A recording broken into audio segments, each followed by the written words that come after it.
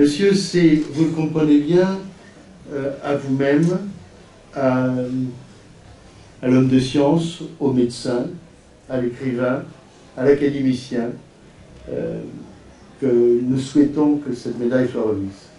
Et si vous le permettez, à l'homme au courage physique qu'il a montré au cours de la guerre, au courage intellectuel, à l'homme qui a gardé une vivacité d'esprit et une intelligence de cœur que nous n'avons pas tous gardé profondément, que nous souhaitons remettre cette médaille. Vous nous avez toujours montré la voie, et elle n'est pas toujours facile, en particulier celle du travail. Alors je sais qu'il y a des mots qui vous font horreur, comme retraite, je l'ai bien compris. Moi-même, je ne suis pas parti en retraite, je suis parti au 9e étage, au centre Antoine Leclerc, du 2e sous-sol de la radiothérapie de l'IGR. Donc, vous nous avez appris qu'il faut continuer à travailler, vous avez appris qu'il fallait continuer à avoir ses idées, à se battre sur ses idées. Et je voudrais dire que pour certains d'entre nous, la lecture de vos mémoires a montré votre cheminement de pensée, votre vie, et nous sommes très admiratifs de tout ce que vous avez fait. Et c'est ceci qui est l'hommage que nous souhaitons tous vous rendre aujourd'hui. Et je sais que le sujet que vous allez nous donner aujourd'hui, la conférence que vous allez nous donner, fait partie des sujets qui vous restent à cœur et où, j'en suis témoin, il est très difficile de vous attaquer, même d'imaginer qu'on pourrait trouver des failles dans votre argumentation. Et c'est en ça, monsieur, que vous nous montrez qu'il faut rester jeune très longtemps, et continuer à travailler. Merci, monsieur. Eh bien, tout d'abord, je voudrais remercier François Eschwege et remercier toute l'assistance d'être là. C'est pour moi très émouvant, comme l'a dit Eschwege, après avoir donné pendant une trentaine d'années, contribué à désigner les récipiendaires, d'en être devenu un. C'est en même temps un défi. En même temps un défi, mais tous les défis sont intéressants et je l'ai bien volontiers accepté. Je l'ai accepté avec d'autant plus plaisir que ça me donne l'occasion de remercier tous ceux avec qui j'ai travaillé.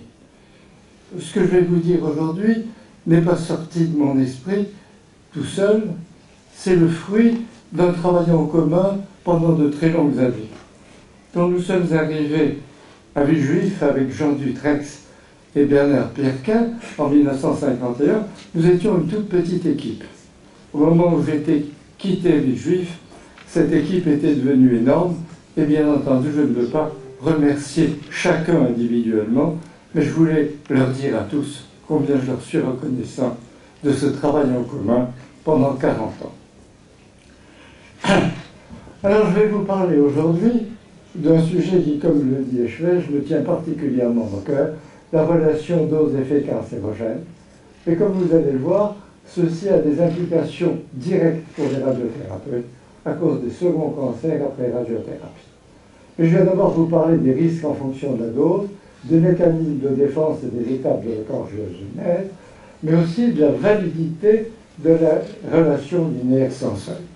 Celle-ci, il y a quelques années encore, était considérée comme un dogme, et quiconque n'y croyait pas était un hérétique. On a eu dans le groupe de travail Académie des sciences, Académie de médecine, au contraire, on s'est mis à en discuter simplement sur le plan scientifique pour voir quelle était sa validité. Et nous avons conclu que sa validité était modérée, et quelques années plus tard, ceci c'était en 2005, cette idée se répand au point que la Commission européenne vient de lancer un thème de travail sur ce domaine. Et je voulais dire à ce propos tout le profit que j'ai tiré de la préparation de ce rapport et combien je suis reconnaissant à tous ceux qui ont contribué, comme je suis reconnaissant à ceux qui ont contribué à la rédaction du traité de radiobiologie. Et je les en remercie beaucoup. Alors le premier point que je voudrais développer, c'est les données épidémiologiques et expérimentales. En irradiation aiguë par rayons gamma ou électrons, il n'y a pas d'effet détecté ou détectable pour des doses inférieures à 100 mg. Chez l'enfant, à partir de 100 mg, on observe des cancers de la thyroïde et du sein. Donc il y a déjà un effet cancérogène. Et à 0,2 degrés, à 200 mg, on observe des cancers chez l'adulte. Mais dans ces deux cas, les évaluations sont extrêmement imprécises. À partir de 0,5 et 4 degrés, les évaluations deviennent plus précises, mais elles sont très variables selon le tissu. J'essaye d'extraire ma montre pour ne pas trop dépasser mon temps. Alors, le problème le plus important pour nous, radiothérapeutes, c'est évidemment les radiations fractionnées. Les radiations fractionnées, le risque existe à partir de 500 mg chez l'animal et aussi chez l'homme, comme l'ont montré l'étude des femmes ayant subi des radioscopies pour surveillance d'un pneumothorax chez les tuberculeuses. Donc, chaque irradiation était de 10 à 20 mg, mais quand on atteignait une dose totale de 500 mg, on observait une augmentation de la fréquence des cancers du sein. Et ceci pose donc déjà un problème extrêmement difficile. Comment se fait-il que des doses aussi faibles puissent cumuler leurs effets? Et quel est le mécanisme qui explique cette cumulation des effets? En ce qui concerne les radiations chroniques, pour ces rayonnements à faible taille, on a les irradiations accidentelles qui peuvent nous donner des renseignements. À partir d'une dose de 17 degrés en 3 mois, on a observé un décès chez des gens qui avaient manipulé des sources de césium ou de cobalt qui avaient été perdues ou volées. Des doses de l'ordre de 20 mg par jour pendant quelques mois déterminent aussi le décès. Après des doses de l'ordre de 400 mg données en quelques années, 2 ou 3 ans, on observe également un excès de leucémie. Et ceux d'entre vous qui sont assez vieux pour se rappeler de l'époque où on surveillait les travailleurs avec les numérations et formules sanguines régulières, je rappelle qu'une dose d'1 mg par jour modifiait la formule sanguine chez les travailleurs. Par contre, il n'y a pas d'effet détectable au Kerala, dans le sud de l'Inde, où l'irradiation naturelle est très élevée et donne 80 mg par an. Eh bien, il n'y a pas d'effet cancérogène détectable. Et à Tchernobyl, il n'y a aucune augmentation de la fréquence des leucémies pour des doses de 10 à 20, de 100 à 200 mg. Chez l'animal, la méta-analyse de Tanuka montre qu'on observe un effet cancérogène à partir de 800 mg. Par contre, que 100 mg par an n'ont pas d'effet détectable, comme on vient encore de le montrer. Alors ça, c'est les résultats de la méta-analyse de Tanuka, et vous voyez que des doses inférieures à 100 mg ne donnent aucun effet. Ça, c'est la limite de dose. Chacun des points représente une étude portant sur plusieurs centaines ou plusieurs milliers d'animaux, et vous voyez que pour des doses inférieures à 100 mg, on n'observe pas de cancer. Par contre, on observe des cancers à partir de doses supérieures à 100 mg en irradiation totale de l'organisme, et regardez tout de suite la différence avec l'irradiation partielle où on observe des effets cancérogènes qu'à partir d'environ 800 mg. De la même façon, vous voyez la différence entre l'irradiation aiguë et l'irradiation chronique. En irradiation chronique, il faut atteindre 800 mg même quand tout l'organisme est irradié. Par contre, il faut des doses un petit peu plus grandes quand il n'y a qu'une partie de l'organisme qui est irradiée. Alors, comment apprécier le risque des faibles doses, puisque l'épidémiologie n'en montre pas, mais que néanmoins, ce fait qu'on n'observe rien ne permet pas d'affirmer qu'il n'y a rien. Il est en effet possible qu'il y ait des effets trop petits pour avoir une signification statistique. Alors, ce que l'on fait en général, c'est d'estimer ce risque des faibles doses par extrapolation à partir de ceux qui ont reçu des doses supérieures à 500 mg. Et jusqu'à une date très récente, on utilisait pour ce faire la relation linéaire sans seuil qui avait été introduite en 1960 pour simplifier les dossiers administratifs de radioprotection.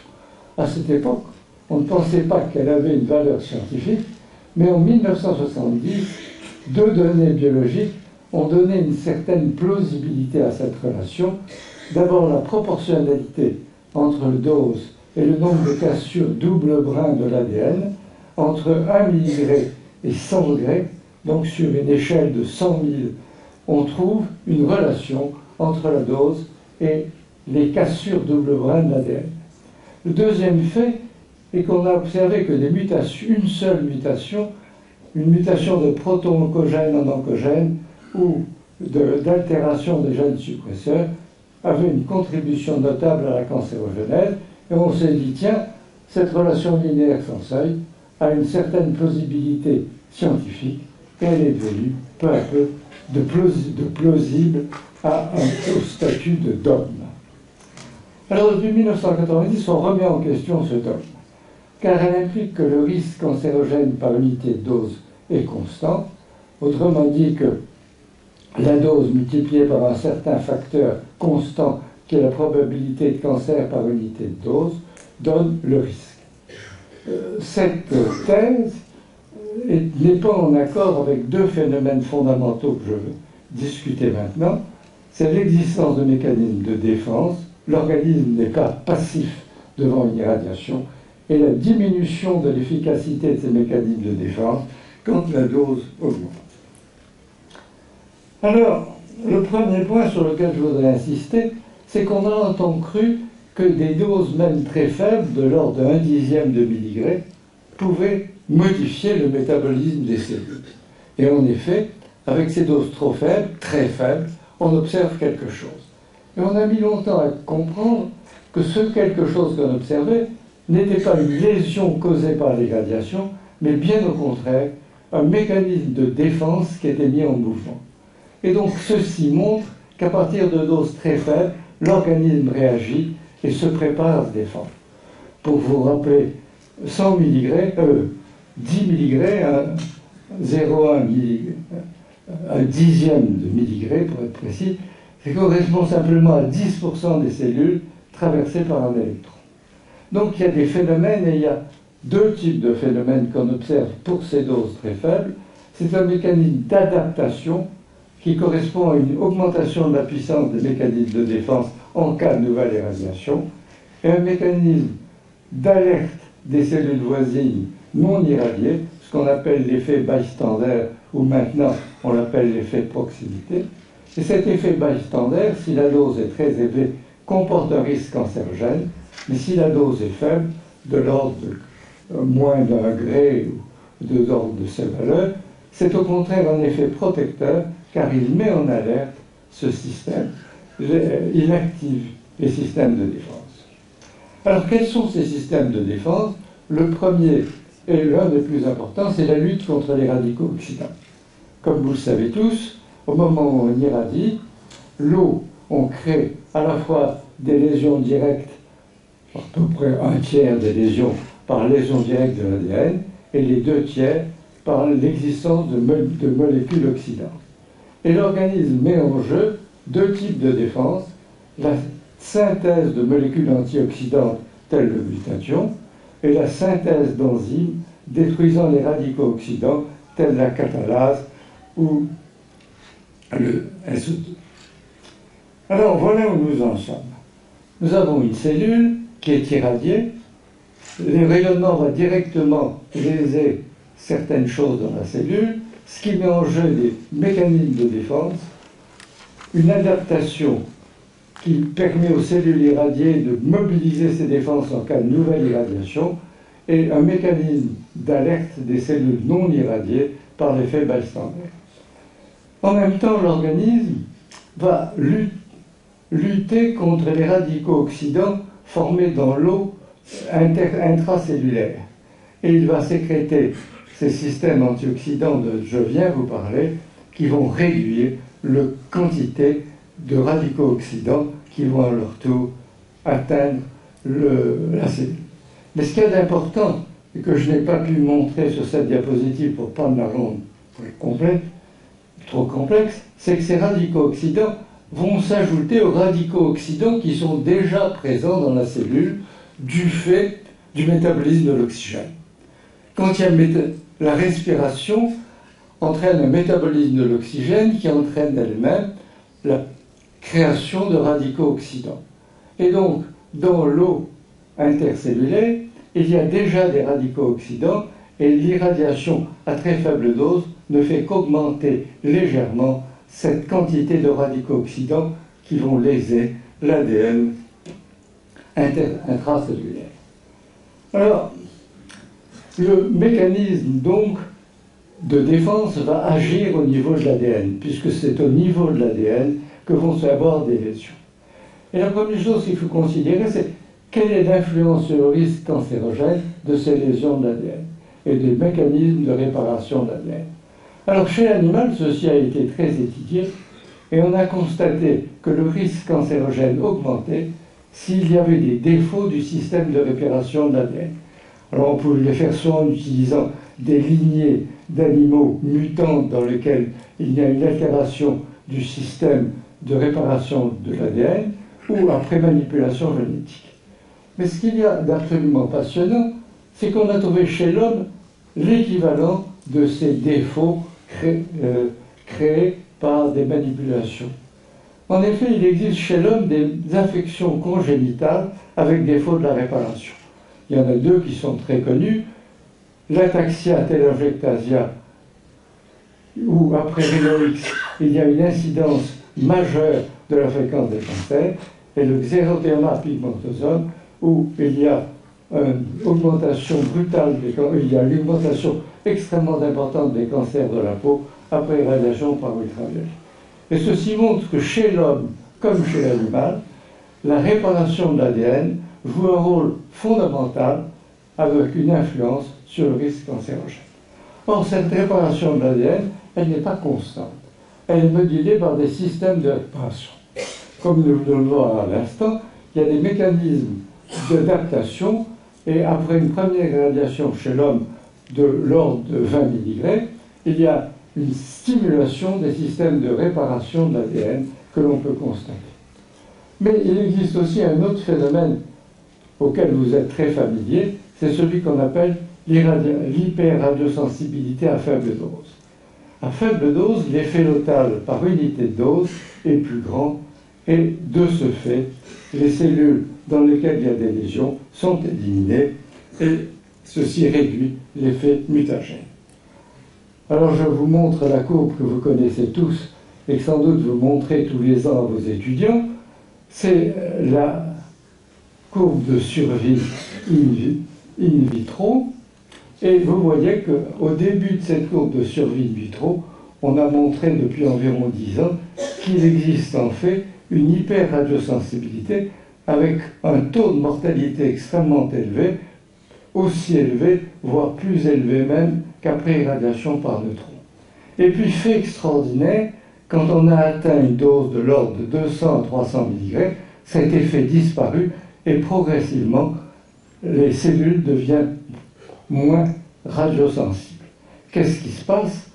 Eh bien, les phénomènes sont assez complexes, mais vraisemblablement le phénomène majeur est une activation des systèmes de réparation de l'ADN. Et ce qui donne l'argument en faveur de cette thèse est que si on donne des inhibiteurs de la réparation de certaines enzymes, en particulier de la PARP, eh bien, on fait disparaître ce rebond et on continue à avoir une très grande radiosensibilité. Ainsi, vous voyez, dans une cellule de mammifère, la capacité de réparation de l'ADN n'est pas constante, elle est activée après une première dose qui est de l'ordre de 100 ou 200 mg, et cette activation des systèmes de réparation réduit la radiosensibilité. Alors, comment agissent ces systèmes de réparation de l'ADN? D'abord, on pense la signalisation donne une alerte à partir d'une dose de 3 mg. Elle ne donne pas d'alerte pour des doses inférieures parce que ça rentre dans le bruit de fond des variations de la production de radicaux oxydants du fait du métabolisme de l'oxygène. Donc vous voyez, à partir d'une dose de 3 mg, il y a une activation du système de signalisation qui va devenir de plus en plus importante, comme vous venez de le voir, jusqu'à ce qu'on atteigne une dose d'environ 200 mg. Le deuxième point fondamental est que le risque de réparation fautive est très faible si la dose est inférieure à 200 mg, à 20 mg. 20 mg, c'est quoi? C'est à peu près une cassure double brin par cellule. Alors pourquoi y a-t-il un risque de réparation fautive pour des doses plus élevées? Alors on a pensé que c'était essentiellement lié au nombre de lésions d'ADN simultanément présentes dans le noyau, soit qu'il y a un encombrement qui gêne les systèmes de réparation pour agir. Ces systèmes de réparation sont assez volumineux, soit qu'il y a un risque de jonction illégitime s'il y a deux cassures double brin. Vous voyez là, deux cassures à l'intérieur du même chromosome permet une translocation à l'intérieur de ce chromosome, et certaines translocations jouent un rôle important dans la cancérogénèse. Mais ce risque est surtout grand si dans deux chromosomes voisins, il y a une cassure. Parce que dans ce cas-là, comme vous le voyez, un morceau de chromosome peut passer sur un autre chromosome et vice-versa, et ceci est souvent à l'origine d'un processus cancérogène. Donc vous voyez que le risque cancérogène augmente brutalement quand il y a un risque de jonction illégitime, c'est-à-dire deux cassures à l'intérieur de stocks d'ADN de la cellule. Alors rappelons que pour une dose de 1 mg, 2 tiers des noyaux sont traversés par un électron, qui peuvent causer une lésion d'ADN. Mais dans seulement 4% de ces noyaux, il y a une dose suffisante pour créer une cassure de brin. La probabilité pour qu'il y ait 2 CDB croît en fonction du carré de la dose, c'est-à-dire qu'il faut atteindre une dose de 400 mg pour qu'il y ait une certaine probabilité de 2 cassures à l'intérieur de la même cellule.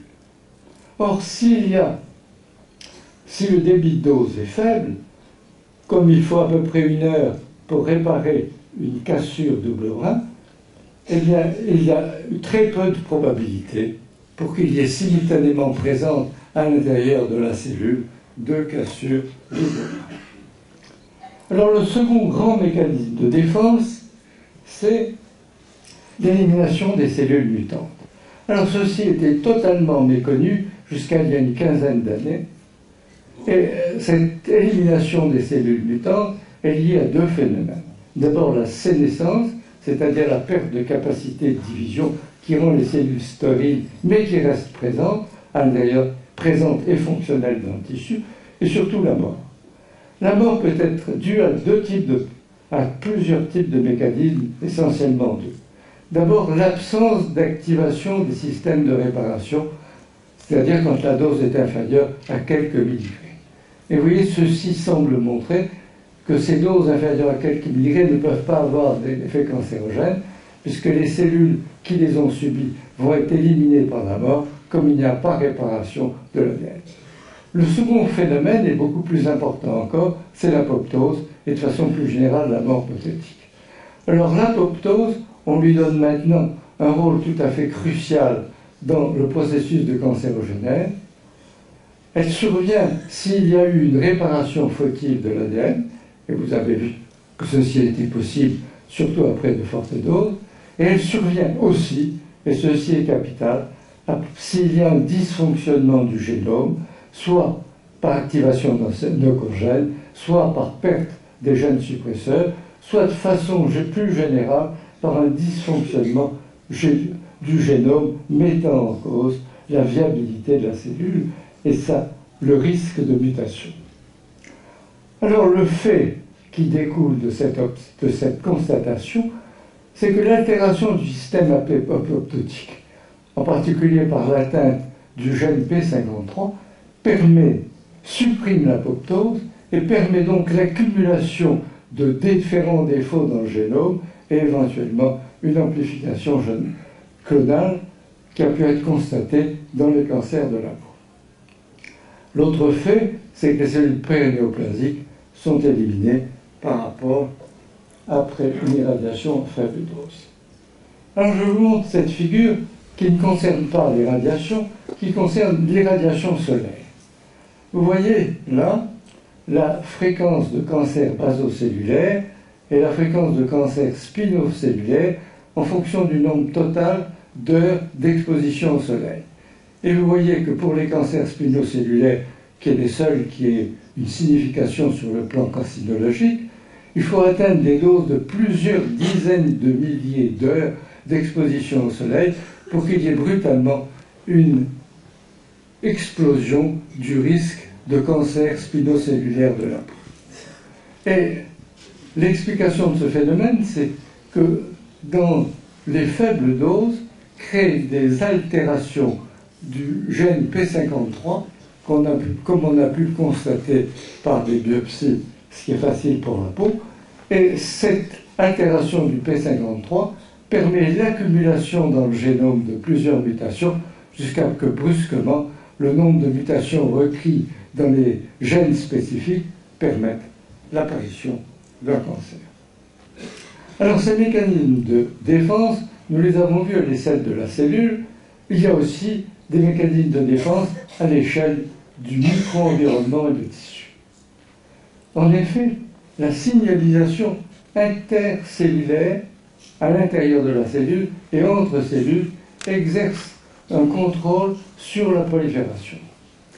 Et l'exemple le plus net de ça, c'est l'absence de prolifération des cellules après contamination alpha, par exemple chez les peintres de cadran lumineux. Et on observe d'ostéosarcome pour les peintres en cadran lumineux, d'hépatome pour ceux qui ont pris, à qui on a injecté du taurostras, que pour des doses supérieures à quelques grés, de 2 à 10 grés. Pour des doses inférieures, bien que chaque cellule dans laquelle il y ait une désintégration alpha ait reçu 370 mg, elles ne prolifèrent pas et elles ne se cancérisent pas, elles restent isolées, elles sont isolées au milieu des cellules saines qui exercent un effet inhibiteur sur leur prolifération.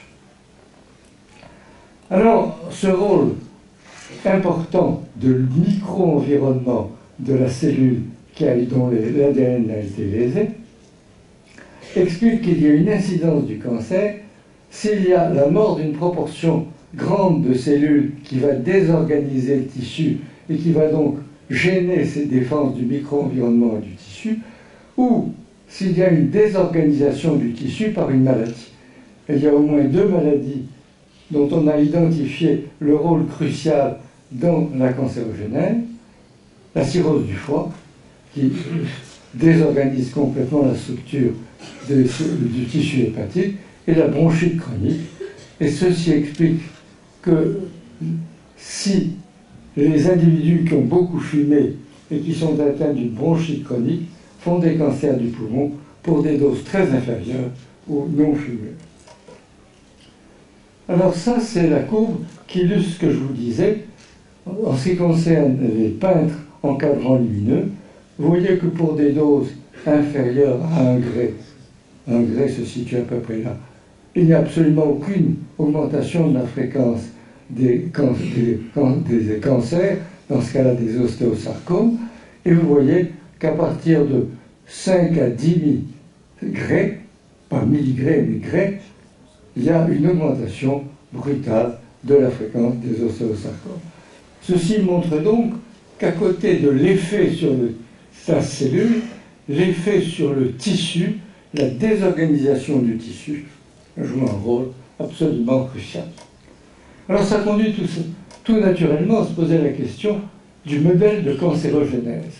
Comment expliquer l'intégration de tous ces faits? Alors Armitage et Richard Doll, le pape de l'épidémiologie en Grande-Bretagne, avaient à la fin des années 50 et au début des années 60, lancé un modèle de cancérogénèse en se fondant sur l'augmentation rapide des cancers avec l'âge. Puisque vous savez qu'à partir de 45 ans, il y a une augmentation très rapide de l'incidence des cancers. Et leur interprétation était qu'il y avait une accumulation dans le génome d'une cellule de mutations dont chacune était survenue par hasard, mais dont l'accumulation allait déterminer une cancérogénèse, et donc la cancérogénèse était un effet stochastique, ou pour parler comme tout le monde, un effet dû uniquement au hasard. Ce modèle a été démontré faux par Brash en 1997, simplement en se fondant sur des données statistiques. Il a montré qu'une telle accumulation était extrêmement improbable et ne pouvait pas du tout expliquer l'augmentation de la fréquence des cancers. La cancérogénèse, depuis cette époque-là, on sait qu'elle ne peut pas être purement due au hasard. Alors on s'est gratté le crâne et on a recherché dans les théories plus anciennes ce qui pouvait aider à comprendre. Et on a ressorti de l'oubli les travaux qu'avait fait Berenbloom en 1921, auxquels on a donné toute leur importance. Alors Berenbloom, en 1921, chez la souris, avait montré que la cancérogénèse se faisait en deux étapes.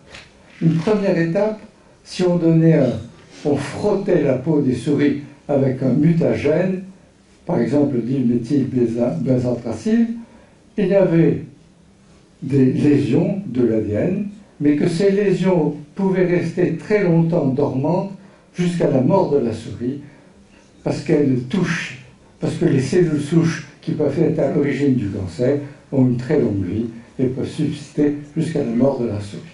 Donc cette initiation était un phénomène indispensable, mais qui ne créait qu'une lésion apparente. Et pour qu'il y ait un cancer, il fallait qu'il y ait une deuxième étape, celle de la promotion. Alors cette promotion pouvait être liée soit à une altération des lésions intercellulaires, par exemple par les esters de Forbol, soit beaucoup plus fréquemment par une prolifération des cellules initiées. Alors dans les années 80, on a montré que le rôle de cette prolifération était absolument crucial, aussi bien in vitro qu'in vivo. En effet, les risques causés par les cellules trans et la présence et l'apparition de cellules transformées dépendent non du nombre de cellules irradiées, ensemencées ou injectées, mais du nombre de divisions de ces cellules. Et ceci aussi bien in vitro qu'in vivo. In vivo, si on injecte par exemple les cellules dans le coussinet graisseux de la pâte du rat. Donc, il fallait, pour que cette lésion inapparente devienne apparente, in vivo et in vitro, qu'il y ait un nombre suffisant de divisions de ces cellules. Alors pourquoi l'hypothèse la plus fréquente, c'est à cause de l'apparition de nouveaux défauts apparus pendant la division cellulaire, mais ceci reste une hypothèse et nous n'avons pas encore de preuves. Chez l'homme, ce qui est en faveur de cette hypothèse du rôle essentiel de la promotion, c'est que les agents cancérogènes les plus actifs sont des promoteurs sans propriété mutagène. Je citerai par exemple l'alcool, l'amiante, l'hormone. Ces trois types de substances n'ont aucun effet mutagène, et cependant vous savez tous que ce sont parmi les mutagènes les plus actifs. Et même pour le tabac, on a pu dissocier le rôle mutagène de l'effet dû à l'irritation chronique des tissus, un petit peu comme dans le cas antérieur, et on a montré que de beaucoup, l'irritation chronique des tissus avait un rôle beaucoup plus important que l'effet mutagène. Alors, cet effet promoteur peut être aussi dû à l'infection ou l'inflammation, toujours vraisemblablement à cause de l'effet cellulaire. Alors où en sommes-nous en 2008 ? En sommes-nous en 2008 ? Tout le monde est d'accord sur le fait que l'initiation est un phénomène fondamental, mais vraisemblablement fréquent. Elle peut être due soit à un virus s'intégrant dans le génome, soit à une mutation due aux radicaux oxydants formés pendant le métabolisme de l'oxygène ou à cause de cancérogènes externes ou de mutations externes causées par d'autres cancérogènes. La promotion, plus personne ne discute son rôle absolument fondamental, car elle va permettre l'accumulation de défauts du génome jusqu'à l'acquisition de l'autonomie et l'échappement favorisé par la désorganisation de tissus désorganisation du tissu qui peut être due à la mort d'un grand nombre de cellules, due par exemple à une irradiation à dose élevée. Et au cours de cette promotion, et puis de la promotion qui suit à partir du moment où on a un clone de cellules autonomes, apparaissent de nouvelles propriétés qui sont indispensables pour le fait cancérogène. D'abord l'immortalisation, mais surtout l'angiogénèse, puisque si les cellules cancéreuses, précancéreuses ne sont pas vascularisées, si on ne leur apporte pas des nutriments et si on ne leur apporte pas de l'oxygène, elles meurent. Donc l'angiogénèse est un phénomène absolument fondamental pour qu'il puisse y avoir un cancer. Mais tout récemment, depuis quelques années, on a montré l'importance majeure d'un autre phénomène, d'un phénomène d'apparition de résistance à l'anoxie. Pour nous, radiothérapeutes, anoxie, ça voulait dire essentiellement mauvaise vascularisation de la tumeur, donc cellules anoxiques, donc cellules résistantes. Et on a montré que le phénomène était beaucoup plus important que ça. En effet, les cellules anoxiques se défendent, et se défendent notamment en sécrétant un hypoxia inducible factor, HIF. Cet hypoxia inducible factor a plusieurs effets. D'abord, c'est lui qui vraisemblablement explique la réoxygénation extrêmement rapide après une irradiation. Cette réoxygénation extrêmement rapide était une énigme jusqu'à il y a quelques années. On se demandait pourquoi brusquement les cellules, la tumeur, avait une proportion de cellules anoxiques ou oxygénées qui revenait à la situation initiale. C'est vraisemblablement dû à ce facteur, à l'hypoxia inducible factor, mais les effets de ce facteur sont beaucoup plus importants encore, car elle va agir sur les cellules et lui permettre d'acquérir de nouvelles propriétés. Notamment, donner aux cellules cancéreuses la possibilité de migrer. Pourquoi migrer? Vraisemblablement parce que ça leur permet d'aller dans un endroit mieux oxygéné. Donc les cellules, pour se défendre, migrent, mais ceci est dû à une baisse de la cadérine, mais cette baisse de la cadérine va aussi favoriser l'essaimage de cellules et donc la présence de métastases. Et on sait aujourd'hui qu'un des facteurs les plus influents sur la probabilité de métastase est l'anoxie, l'HIF et le baisse du taux de cadérine. Un autre facteur extrêmement important est que les cellules vont apprendre à vivre en anoxie, avec un métabolisme qui tend vers la fermentation, comme l'avait dit Warburg il y a presque 70 ans, et que aussi qui augmente l'oxydose, qui augmente la capacité de fixation du glucose. Donc vous voyez, cette résistance à l'anoxie représente un mécanisme de défense des cellules anoxiques d'une extraordinaire puissance et extrêmement dangereux. Et ceci explique pourquoi il y a tellement de travaux en cours actuellement sur le HIF, l'hypoxia inducible factor. Et ça évoque tout à fait ce qui se passe quand on traite un cancéreux avec un cytotoxique. On voit apparaître, dans un certain nombre de cas, une résistance à ce cytotoxique, ou même au cytotoxique. C'est la cellule cancéreuse qui se défend. Eh bien, vous avez là un autre exemple de se défendre. Elle se défend aussi contre l'anoxie. Elle se défend également contre les défenses immunologiques. Elle peut se défendre contre les défenses immunologiques de deux façons. Soit en devenant non détectable, c'est ce que j'appelle le gentleman cambrioleur, où tous les signes de malignité sur la surface de la cellule disparaissent et donc les mécanismes de défense deviennent impuissants. Mais plus fréquemment, elle se défend par un mécanisme beaucoup plus subtil en sécrétant des cytokines qui vont paralyser ou subvertir les cellules de défense. Et ces cellules qui étaient destinées à défendre l'organisme contre les cellules cancéreuses sont subverties et deviennent des auxiliaires des cellules cancéreuses. Et on commence à connaître les mécanismes, les cytokines qui sont en jeu dans ce phénomène.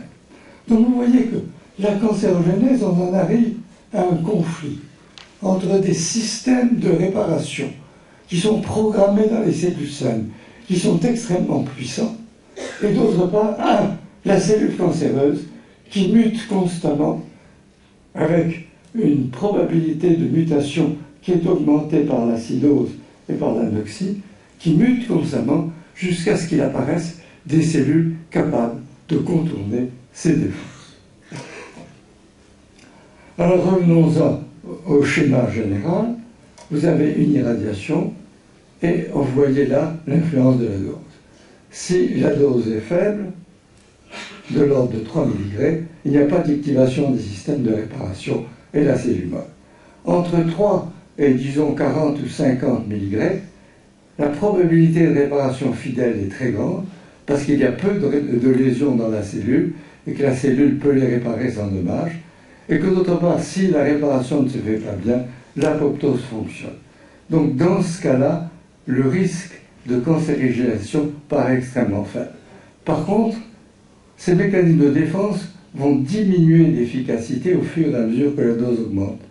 La proportion de réparation infidèle augmente, l'élimination n'est plus aussi efficace, et il peut y avoir à ce moment-là apparition de cellules pré-néoplasiques qui vont se heurter aux défenses qui existent dans le micro-environnement et aux défenses immunitaires, et qui au contraire sont favorisées par tous les mécanismes de promotion. Et au terme de cette lutte entre un grand nombre de cellules initiées qui mutent constamment et l'organisme qui se défend, il peut arriver qu'une cellule franchisse toutes les défenses pour donner naissance à un cancer. Alors, cette stratégie de défense contre la cancérogénèse, on peut l'étudier. Et on l'a étudié beaucoup grâce aux puces ADN. Vous savez ce que sont les puces ADN? Ce sont des systèmes qui permettent d'étudier sur plusieurs milliers ou quelquefois plusieurs dizaines de milliers de cellules simultanément. Non, plutôt, qui permettent d'étudier dans une cellule, qui permettent d'étudier dans une cellule l'expression de plusieurs milliers ou plusieurs dizaines de milliers de gènes. Alors qu'est-ce que c'est que l'expression? Ça peut être soit un gène qui s'exprimait avant l'irradiation et qui ne s'exprime plus après, soit un gène qui au contraire ne s'exprimait pas avant l'irradiation et qui s'exprime après.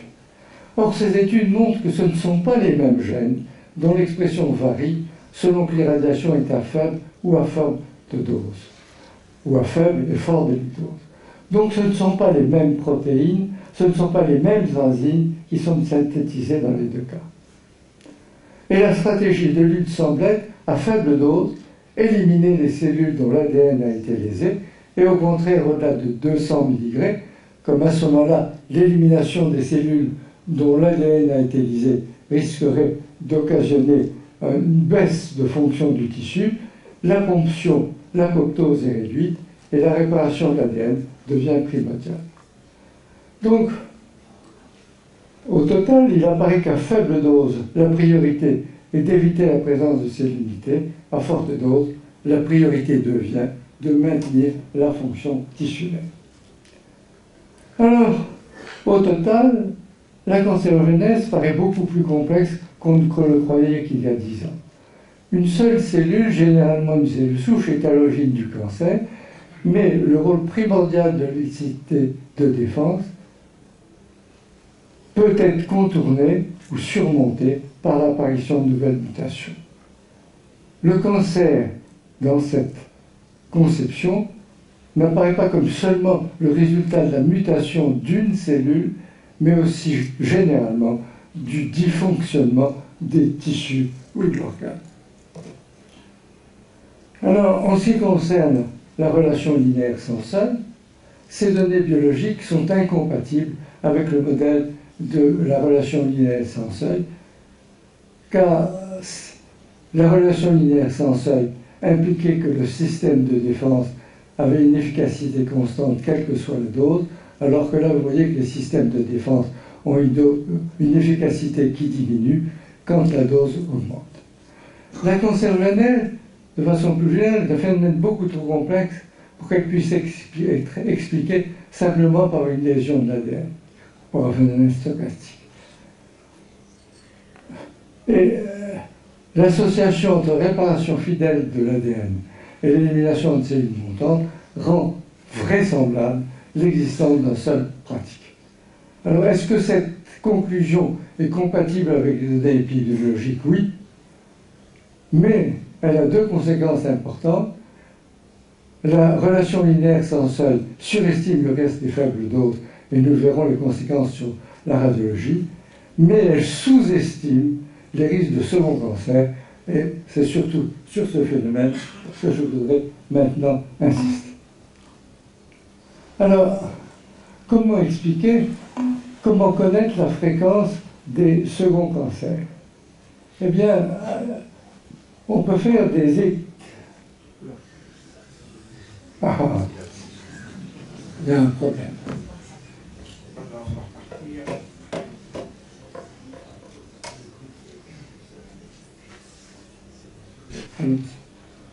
Alors, oui, on va pas rester là. Alors, vous voyez, la relation linéaire sans seuil, c'est celle-ci.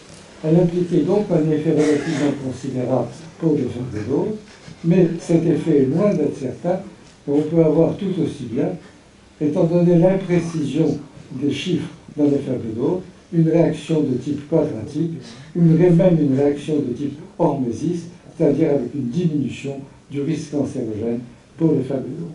Et vraisemblablement, selon les tissus, on n'a pas le même type de relation, et vouloir appliquer la relation linéaire sans seuil est sûrement un abus de langage.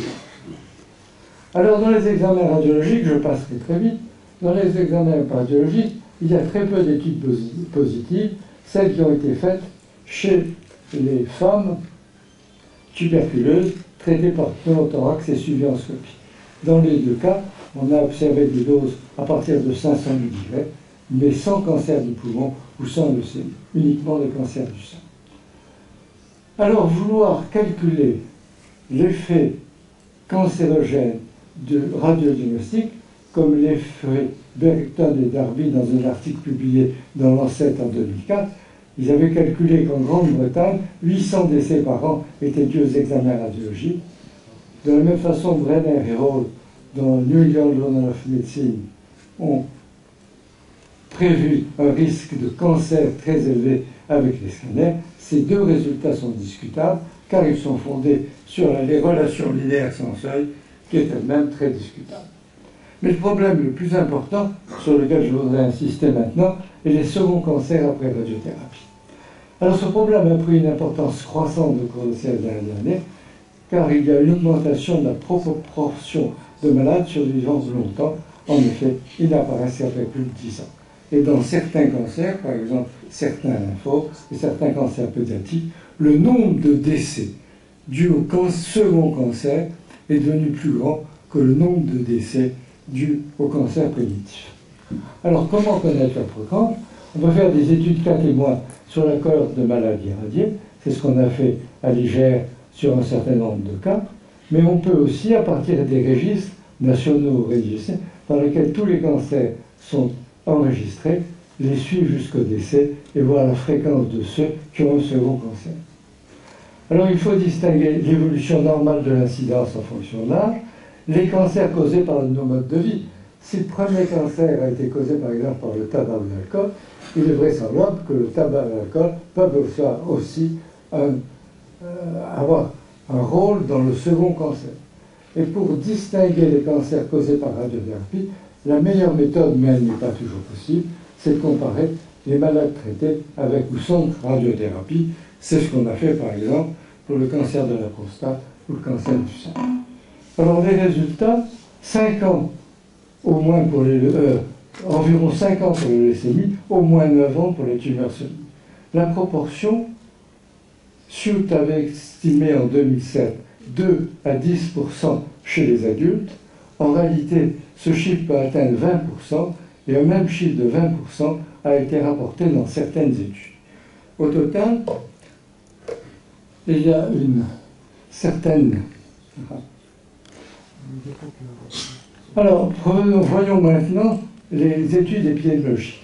La première étude qui a été faite est celle de Boyce en 1948, qui a porté sur 150 000 malades, et dont est sorti 2 articles qui a montré qu'il y avait des seconds cancers dans les régions qui recevaient plus de degrés. Et que le risque était 10 fois plus faible que chez les survivants de la bomba, vraisemblablement parce que c'est une irradiation fractionnée et que l'irradiation fractionnée permet la réparation de l'ADN entre les fractions. Pour les cancers du sein, nous avons 16 articles, dont une analyse les résultats des 78 essais randomisés. On dépasse donc assez largement le nombre de 150 000 malades. Le nombre de malades qui ont été inclus dans ces études est de l'ordre de 300 à 400 000. Alors on conserve souvent, surtout, une augmentation du cancer du poumon homolatéral, mais aussi de l'ésophage, des sarcomes, des leucémies. Le risque relatif de second cancer est multiplié par 2, mais il varie très notablement en fonction de la dose et de la technique. Pour le cancer de la prostate, 5 articles, 120 000 malades. Cancer du poumon à partir de 0,5 G, donc pour des doses relativement faibles, risque relatif multiplié par 2. Alors il est intéressant de constater que chez les malades qui ont eu leur prostate traitée par l'iode 125 à très faible débit, le risque est beaucoup plus faible que chez les autres. Pour le cancer de la thyroïde, 11 articles. Alors, cancer des voies aérodigestives supérieures pour les radiothérapies externes, pour l'iode 131, leucémie et cancer du côlon, puisque l'iode 131 stagne longtemps dans le côlon. Et il est remarquable que rien n'a été observé chez les malades traités pour hyperthyroïdie, où la dose d'iode 131 est 10 fois plus faible. Alors, pour l'induction de cancer de la thyroïde, chez les très jeunes enfants à partir de 100 mg, et à Tchernobyl, on a observé une relation dose-effet avec peut-être un seuil au niveau de 200 mg, mais on a surtout mis en évidence le rôle majeur d'une carence en iode. Pour le lymphome et la maladie de Hodgkin, 19 articles. Et comme je le disais tout à l'heure, la mortalité par second cancer l'emporte maintenant sur la mortalité due à la maladie de Hodgkin. On observe surtout des leucémies s'il y a eu de la chimiothérapie, mais les tumeurs solides sont très majoritairement dues à la radiothérapie. Il y a une très forte importance de l'âge. Vous voyez que le risque relatif de cancer du sein est 10 fois plus élevé à 16 ans chez les malades irradiés à 16 ans qu'à 30 ans.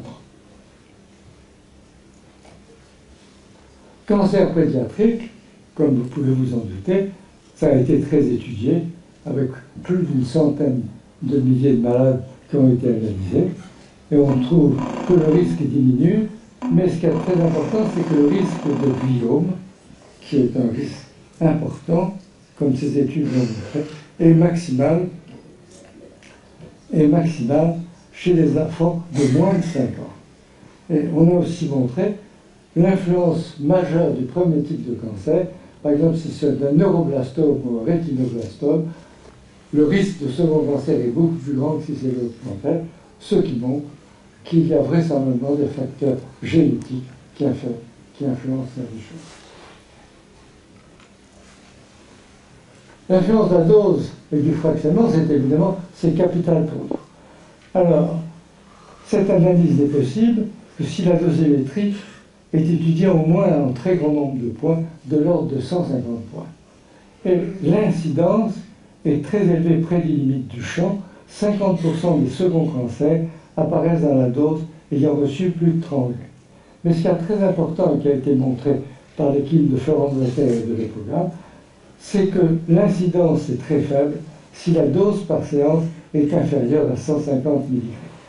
Alors 150 mg dose par séance, ça veut dire en gros une dose cumulée totale de 3,5 G, et ceci suggère qu'il faut diminuer le volume de tissu sain recevant cette dose, et que c'est possible, et donc qu'il y a là une indication très possible sur la façon dont il faut mener l'irradiation.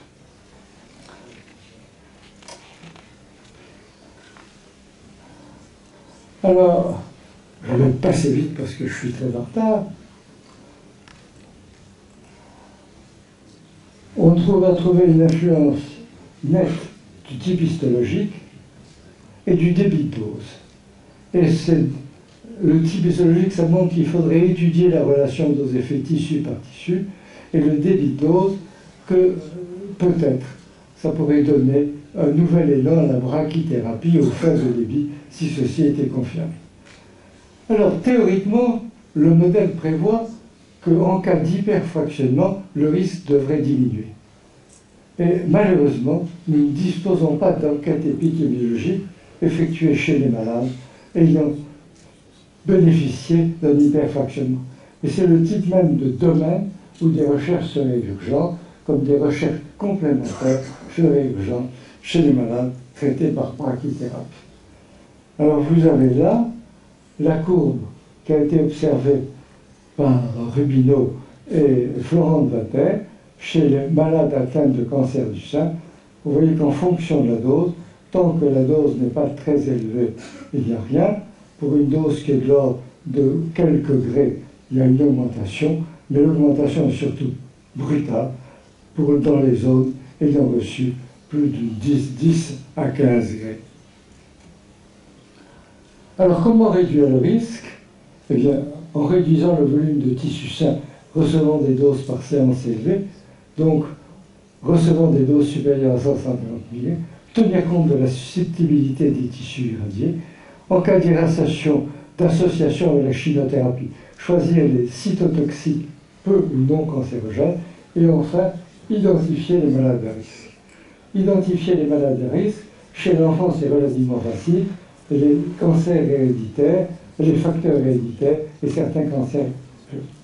Chez les malades adultes, il est très vraisemblable que les troubles de la réparation de l'ADN jouent un rôle très important et il faudrait introduire des tests. On a parlé du test de Comet, mais rien n'a été fait de concret, qui pourrait peut-être identifier les malades où le risque de second cancer est plus grand. Et enfin, un travail fait chez des malades atteints de maladie de Hodgkin à Villejuif a montré que le raccourcissement des télomères et l'existence d'aberrations chromosomiques des lymphocytes augmentait très considérablement le risque de second cancer chez les malades de maladie de Hodgkin.